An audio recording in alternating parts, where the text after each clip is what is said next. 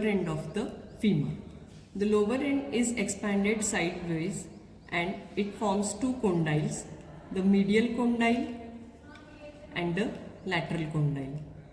The two condyles meet each other in the intercondylar line and posteriorly they are separated by the intercondylar fossa. This is intercondylar fossa. The two condyles are articular. They articulate with the patella and inferiorly with the tibia. The patella is articulating here and the posterior inferior parts of the condyles are articulating with the condyles of the tibia. The lateral condyle is more in line with the shaft of the femur, so most of the weight of the body is transmitted by the lateral condyle. Lateral aspect of the condyle shows an epicondyle. Here, this is the epicondyle. And just from the medial side, again there is the medial epicondyle. Just above the medial epicondyle is the adductor tubercle. This is the landmark of the body. The intercondylar fossa separates, this is the intercondylar fossa which separates the two condyles, that is the medial condyle and lateral condyle. Now we will see the attachments.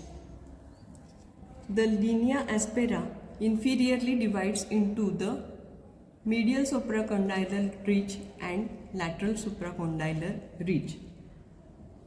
The septum, that is the medial and lateral intermuscular septum, are attached to the lips of the linea aspera to the supracondylar lines.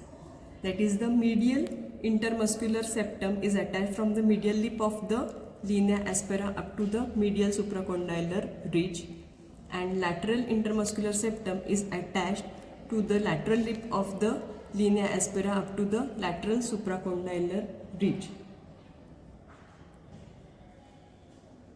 Because of this ridge, the extensor muscles, that is these extensor muscles, are separated from the adductor muscles on medially, and extensor muscles are separated from the flexors laterally. The lateral supracondylar line gives origin to the plantaris muscle, and below that there is the origin of the lateral head of the gastrocnemius muscle. On the lateral condyle, here is the groove for the popliteal muscle. From here, the popliteus muscle gets origin. Now, on the medial supracondylar line on the posterior surface, here is the origin of the medial head of the gastrocnemius muscle. The lateral condyle also gives attachment to the fibular collateral ligament of the knee joint on the lateral epicondyle. The popliteus arises from this groove.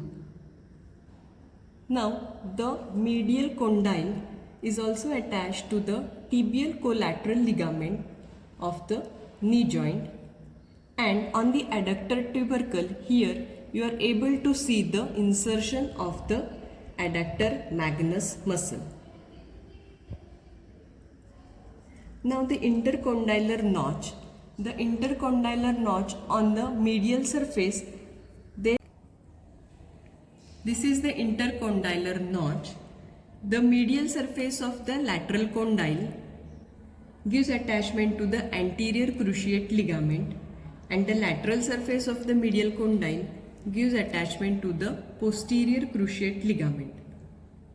The nutrient artery of the femur is seen here. It is directed upwards and it is present on the medial side of the linea aspera here. This bone ossifies from one primary center and four secondary centers. The primary center of ossification appears in the 7th week of the intrauterine life.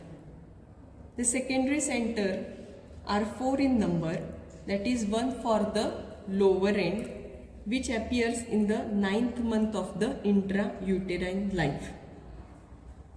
It fuses with the shaft at the 20th year of the age, and one secondary center appear at the head. It appears in the 6th month of after birth, one for the greater trochanter which appears in the 4th year, and one for the lesser trochanter. These three centers fuse with the shaft at the 18th year of age. Clinical anatomy of the femur. The fracture of the neck of the femur over the age of 60 is most common fracture of the femur. It is caused due to the osteoporosis. It is more commonly seen in females. The avascular necrosis of the neck of the femur. When the artery supplying that is the fovea artery, it gets injured, we can see avascular necrosis of the neck of the femur. Thank you all for viewing this video. I hope this video must have helped you in understanding the femur anatomy.